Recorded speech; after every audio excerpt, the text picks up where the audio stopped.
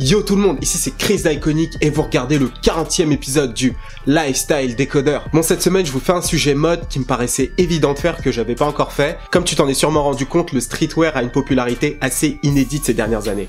Et je me suis dit qu'il fallait vraiment que je prenne le temps de faire une vidéo où je te donne les raisons pour lesquelles ce streetwear là a autant de popularité. Alors d'un côté tu as Supreme qui aujourd'hui vaut 1 milliard de dollars, ou tu as encore récemment Babe qui vient d'ouvrir sa boutique sur Paris, sans parler du milieu du luxe qui est de plus en plus friand de mode urbaine. Donc je me dis que c'est le moment propice pour en parler, même si à quelques reprises dans quelques vidéos j'en ai déjà un petit peu parlé. Donc ce sujet du jour va être relativement court et assez global, il a plus vocation à vous faire discuter, donc n'hésite surtout pas à mettre des commentaires, à donner ton point de vue, je serais ravi de savoir ce que tu penses. Sans plus attendre, on y va!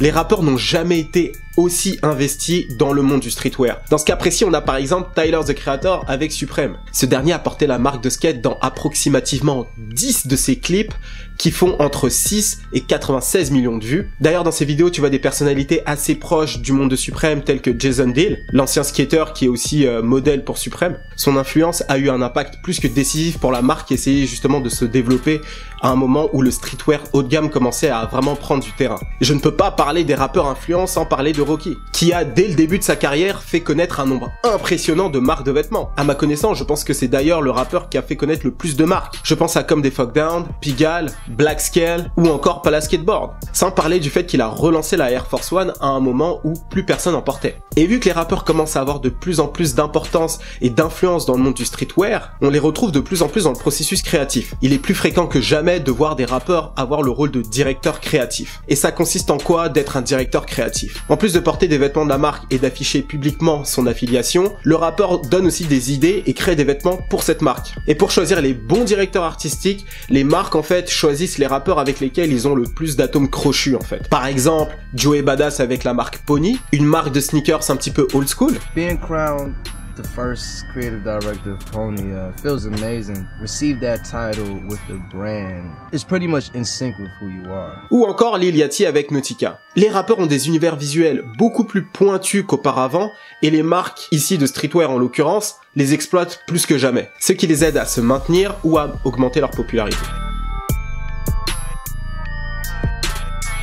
Les forums et les blogs ont été les premières plateformes à développer la notoriété des marques de streetwear et à se constituer en vraie culture. Les plus grands blogs et forums de street culture sont d'ailleurs apparus au début des années 2000. Hypebeast qui a été créé en 2005 était un blog et un forum autour de la sneakers, et Ice Nobody qui a été créé la même année avait un impact équivalent mais en Europe. Pendant plus de 10 ans, ces blogs qui sont devenus des médias ont documenté la street culture et ont contribué à en faire quelque chose d'assez gros. Bien sûr, ils n'étaient pas seuls, il y avait d'autres sites. Pour se documenter autour de la street culture, tu avais les magazines papier qui marchaient très bien à ce moment-là. En parallèle de ça, tu avais les forums qui permettaient de se constituer en communauté. Parmi les forums, il y avait les très populaires Nike Talk qui est toujours actif à ce jour, Babe Talk 2, Strictly Supreme. Tu l'as compris, des forums orientés pour des marques en particulier, mais aussi pour des centres d'intérêt, comme Female Sneaker Fiend, un forum de sneakers pour femmes, ou encore Kicks Exchange pour les sneakerheads. Globalement, le jargon autour de la street culture, on le doit principalement aux forums. Par exemple, c'est sur Nike Talk que le terme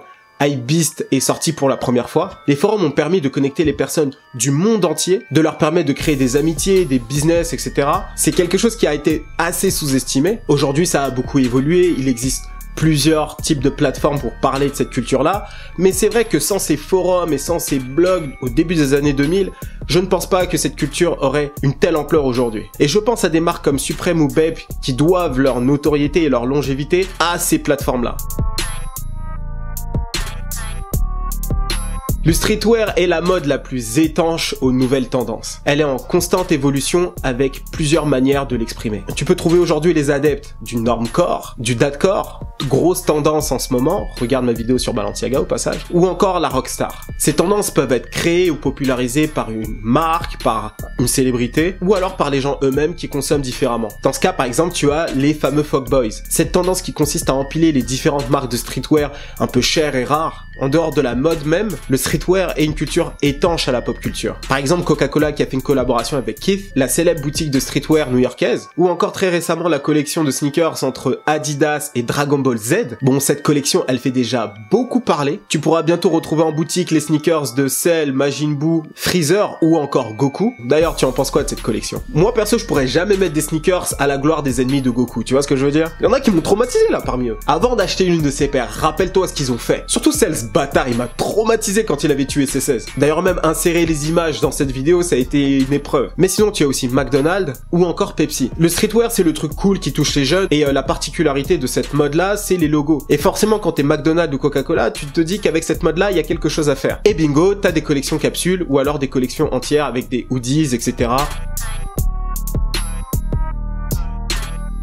L'esprit de collaboration fait partie de l'essence même du streetwear. Certaines marques ont regagné en popularité en grande partie grâce aux collaborations. Je pense notamment à Kappa, qui a enchaîné les collections capsules, notamment avec Marcelo Burlon, Gosha Rubchinski ou encore Opening Ceremony en 2017, histoire d'être bien présent dans l'esprit des gens. En choisissant ce type de collaboration, Kappa a redéfini son image de marque. Il faudra les attendre sur le sportwear, mais aussi sur la mode, un peu comme Fila, mais en un peu plus haut de gamme. Supreme, encore une fois, doit en partie son succès aux collaborations. Ce créneau leur a permis d'élargir leur clientèle en dehors des skateurs, en faisant des collaborations avec d'autres types de marques ou encore avec des artistes. Quand les quantités sont très limitées, comme les Yeezy Boost 750 ou encore les Dunk avec Staple, c'est que le but n'est pas de faire beaucoup d'argent, mais plutôt d'augmenter la notoriété et l'image de marque. En faisant ce type de partenariat, ça va permettre de créer des publications dans tous les plus grands médias dans le domaine sans dépenser 1 euro. Mais aujourd'hui, les collaborations sont tellement à bon filon que les marques veulent à la fois la notoriété et faire de l'argent. Dans ce cas précis, tu as par exemple la collection Nike et Off-White, ou encore Adidas et Kanye West.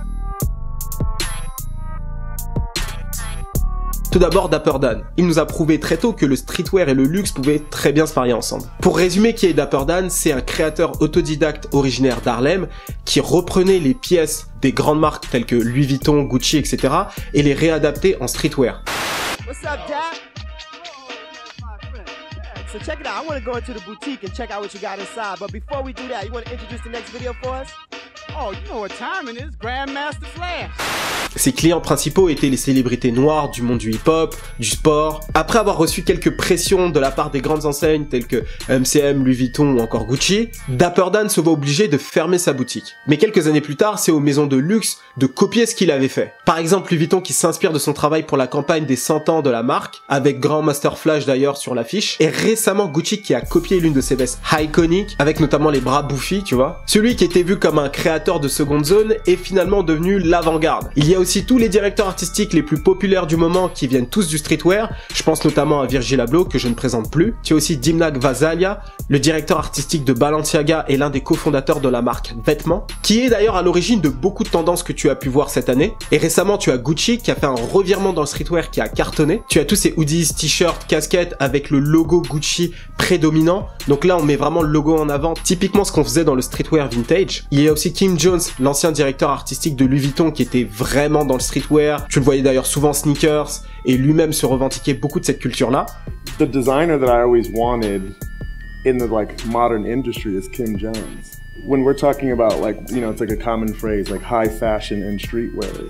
That's him. D'ailleurs, d'après The List Index, Gucci, Balenciaga et Off-White sont les marques les plus populaires du monde. Gucci en numéro 1, Balenciaga en numéro 2 et Off-White en numéro 3. Donc sinon, toi, à ton avis, pour quelle raison le streetwear est aussi populaire aujourd'hui? Est-ce qu'il y a d'autres raisons que je n'aurais pas citées, que t'aurais vu et que t'aimerais bien mentionner? N'hésite pas à donner ton avis dans les commentaires, like cette vidéo et partage-la un maximum. Donc n'oublie pas de me suivre sur Instagram et Twitter, tous les liens sont dans la barre de description. On se dit à vendredi prochain, et vendredi prochain ce sera pas un LSD, ce sera une interview que je vais vous sortir.